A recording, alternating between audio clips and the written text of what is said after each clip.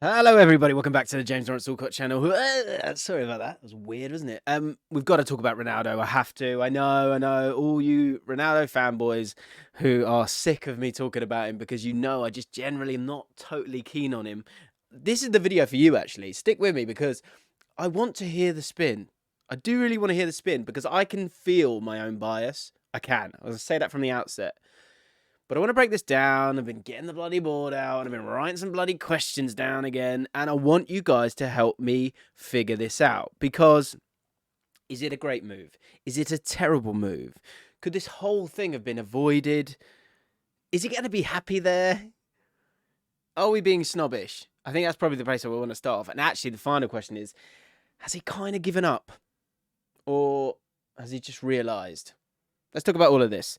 If you're new to the channel, my name is James Allcott. This is the channel, and we talk about football, and we try and put forward the questions in the different angles, and generally we try and talk about it as a community. So if you're into that, hit the like button and subscribe. Let's have a look. So Al Nassr, of course, tweeted history in the making. This is a signing that will not only inspire our club to achieve even greater success, but inspire our league, our nation, and future generations, boys and girls, to be the best version of themselves. Welcome, Cristiano, to your new home, Al Nassr FC.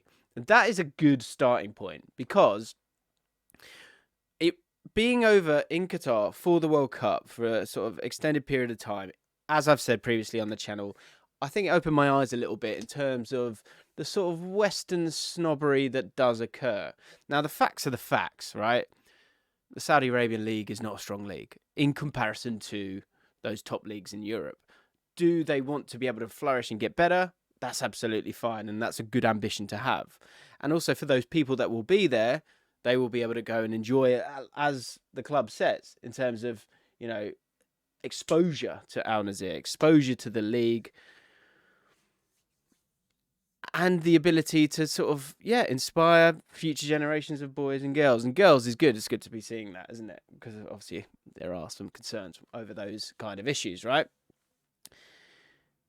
And when it comes to the money, my word, I mean, you can't have a go on that one either, right?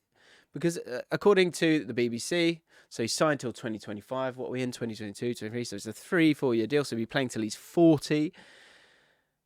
And apparently the salary is going to be £177 million per year. So let's break this down.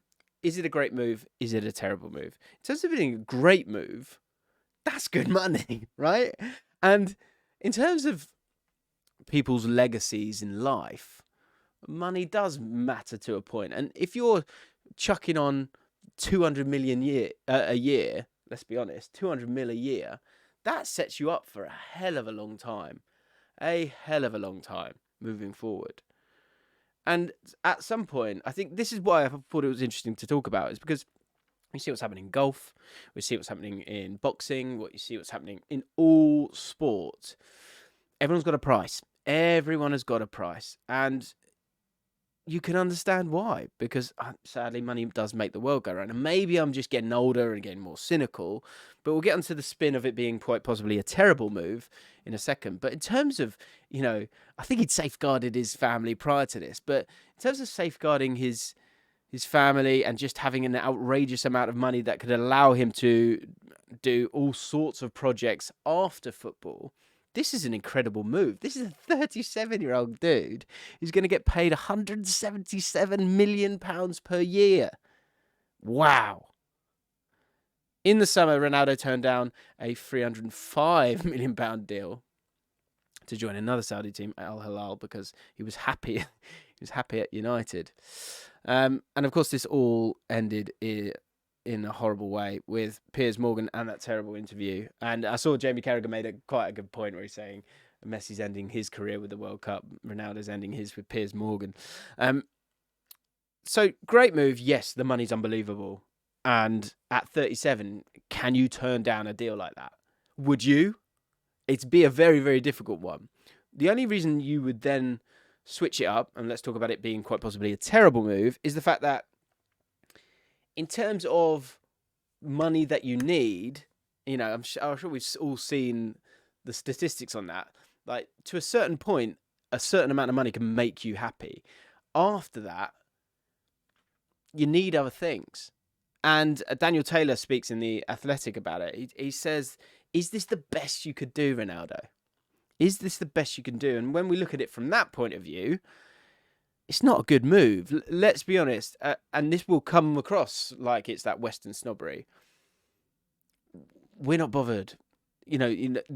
Western culture, and again, this doesn't matter. For Saudi Arabia, for Al Nassr, for their owners, they're not too bothered. I think they want a certain amount of exposure, and that will inevitably come with someone like Ronaldo. But I think this is the last I'll talk about Ronaldo for some time. And, when he's in the Premier League, obviously, we've been talking about it a decent amount. And he's going to go and get those goals. But in terms of what those goals mean, and for some people, the goals don't mean anything. But for Ronaldo, the goals do mean a hell of a lot. This feels a little bit, again, you can spin it, good move, bad move. This is him going to a place where he will score lots of goals. Now, again, put my Western snobbery hat on. Are we going to count these goals in the same way? Now, we lost one of the great players of all time. And again, when all's said and done, when we talk about Pelé, and we joke about Pelé and the 1,000 goals and the fact that a lot of those were in exhibition matches, you still understand the impact that he had on the game. And so for Ronaldo, there will be that same thing in terms of the impact on the game. I was thinking about Pelé and I was thinking, I think I tweeted actually, you don't look at a Brazil shirt the same way if Pelé doesn't exist. I saw someone tweet me saying, Pelé's like the Beatles. You can like them or not like them, but you can't doubt the impact that they had on their industry. For Ronaldo's always been about the numbers, and he's got obviously very, very good numbers. He's won absolutely everything apart from that World Cup, and he will go there and probably score a lot of goals, and that will kind of add to an element of mystique. But I think the veneer of it will be pretty weak because those goals won't count as much as if he'd not taken the money and gone somewhere else, because he got what he wanted in terms of being a free agent, to have that ability to go wherever he wanted. And we all thought it was about the Champions League and scoring those goals and having those records. And, he's got enough records, so it's not something to worry about. But it is something that he does worry about. So I find it interesting that he's gone there, because it is all about money. It is. From his point of view, he doesn't care about the Saudi Arabian League. Maybe it's just at the forefront of my mind. Pelé, I guess you'd have to ask him or people around him. In terms of him going to the USA, did he have a different feeling around it? Again, we don't know. But again, when we're looking at sport in 2022, as I'm recording this, about to be 2023, the influence of the Middle East is so strong and powerful now. And so everyone has a price. And this is what I mean. I'm really, really struggling with this. Let me know how you're feeling about this one, because is it a great move? I think it probably is. Will he be happy there?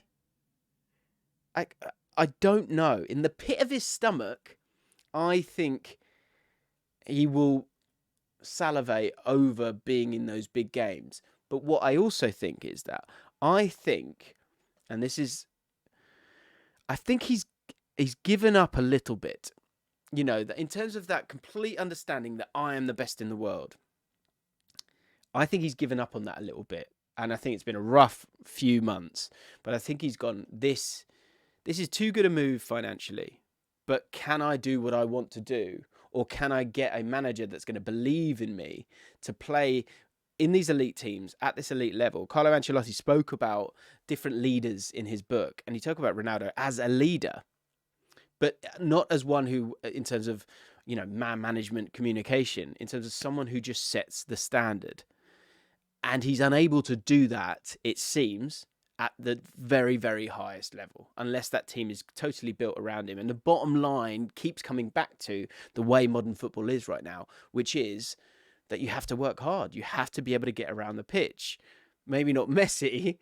I mean, maybe again, I'm wrong. Maybe he just isn't that high enough a level of a club. Again, these are all questions for the comments, guys, because I look at what happened at Man United, and you then start to think of this next question I've got down here, which is, could it have been avoided?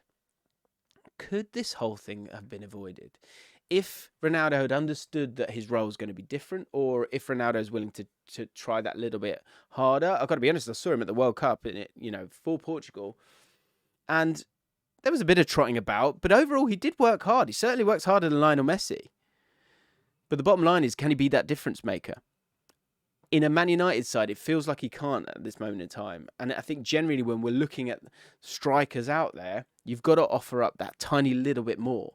And I think Ronaldo's maybe realising that and sort of cashing in his greatness, if that makes sense, in terms of this deal. I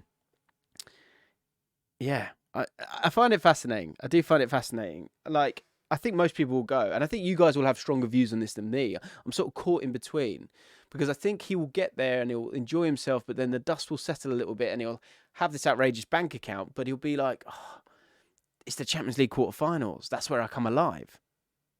And he's only going to get worse. So could he have not found, is this the best you could do? As Daniel Taylor said, amazing article, amazing writer. Is this the best you could do? Or has he understood that he's not the player that he once was? Has that finally kind of clicked through? And I imagine that would hit him pretty hard. It would hit anyone very hard when you've been the best for so long. It's interesting. Guys, let me know how you're feeling about it. I just had to talk about it. I just think there's so many questions there, and I'm intrigued to see how you feel. So let me know in the comments down below. If you're new to the channel, hit the subscribe button, hit the like button as well, and I'll see you next time.